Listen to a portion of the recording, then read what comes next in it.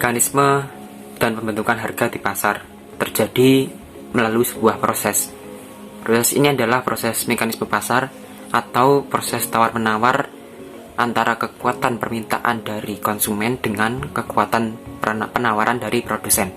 Harga pasar adalah harga yang disepakati oleh penjual dan pembeli pada saat transaksi jual beli terjadi. Harga keseimbangan merupakan istilah lain dari harga pasar, yakni keseimbangan antara permintaan dan penawaran barang antara penjual dan pembeli. Faktor terpenting dalam bentuk harga pasar adalah permintaan dan penawaran.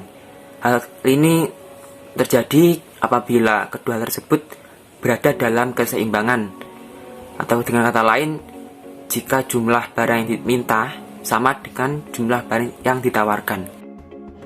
Keseimbangan pasar. Seperti yang kita ketahui, kegiatan ekonomi pasti berkaitan dengan yang namanya permintaan dan penawaran. Permintaan adalah pengeluaran yang dilakukan oleh pelaku ekonomi, sedangkan penawaran adalah kemampuan produsen dalam menghasilkan barang dan jasa. Nah, ketika permintaan dan penawaran ini bertemu dalam satu titik, maka akan terjadilah keseimbangan pasar atau biasa disebut dengan equilibrium market. Metode keseimbangan pasar. Keseimbangan pasar terjadi apabila jumlah barang yang ditawarkan sama dengan jumlah barang yang diminta. Selanjutnya, keseimbangan pasar terjadi apabila kurva permintaan dan penawaran berpotongan pada satu titik. Lalu, cara yang terakhir menggunakan pendekatan matematika.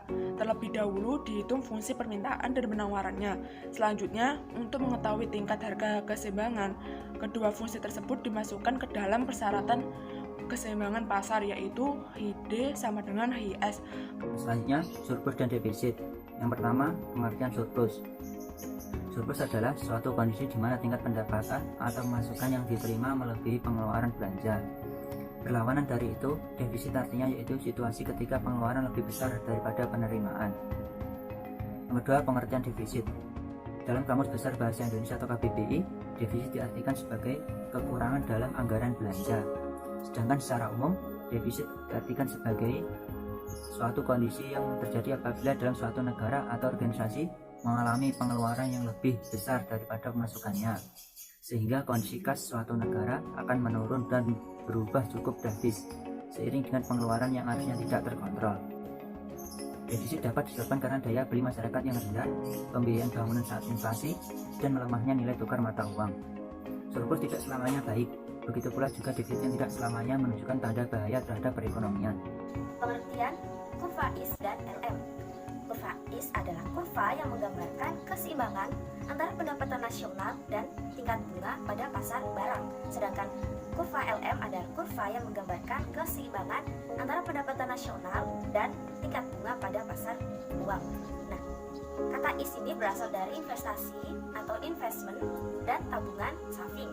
Sedangkan kata LM ini berasal dari permintaan akan uang atau liquidity preference dan penawaran uang money supply.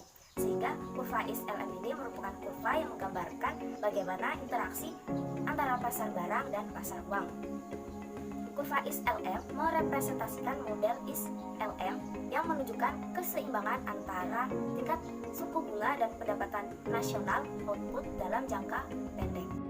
Kurva LM atau singkatan dari likuiditas dan money atau uang mempunyai hubungan antara tingkat bunga dan tingkat pendapatan yang muncul di pasar uang, karena tingkat bunga mempengaruhi baik dari segi investasi maupun dari permintaan uang.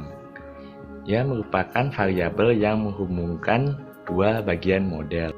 Model menunjukkan bagaimana interaksi antara pasar-pasar ini menentukan posisinya dan kemiringan kurva permintaan agregat, dan karena tingkat pendapatan nasional dalam jangka pendek. Berikut merupakan contoh soal dari keseimbangan ISLM. Karena waktu yang tidak mencukupi, pembahasan sudah kami sediakan pada gambar. Silakan dipahami, apabila ada yang kurang jelas bisa ditanyakan pada kelompok 2.